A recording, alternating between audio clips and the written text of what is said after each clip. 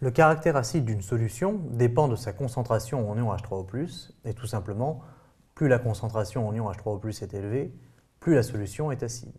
Alors on va mesurer cette acidité avec ce qu'on appelle le pH, que l'on va définir comme moins log de la concentration en H3O+, sans unité, évidemment. Et puisque plus la concentration d'H3O+, est élevée, plus la solution est acide, et bien plus le pH de la solution est petit, plus la solution sera acide. Donc lorsque le pH, alors en fait non, plus que le pH tend vers 0, plus la solution est acide, et plus le pH tend vers 14,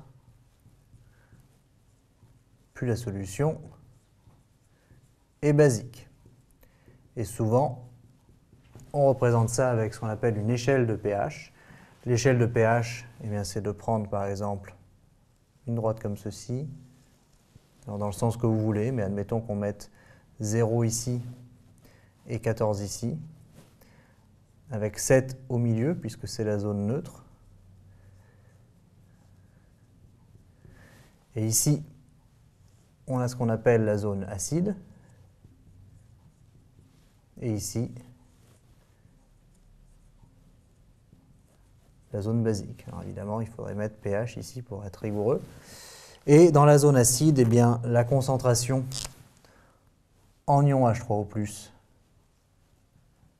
est supérieure à la concentration en ion HO-. Ces concentrations sont exactement égales lorsque le pH vaut 7. Et ici, par contre, la concentration en ion H3O+, évidemment, est inférieure à la concentration en ion HO-.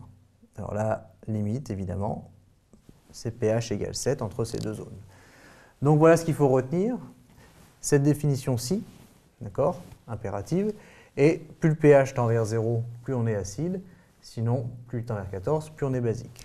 Alors on en profite pour mettre un rappel quand même, c'est que si le pH est défini comme moins log de la concentration d'H3O+,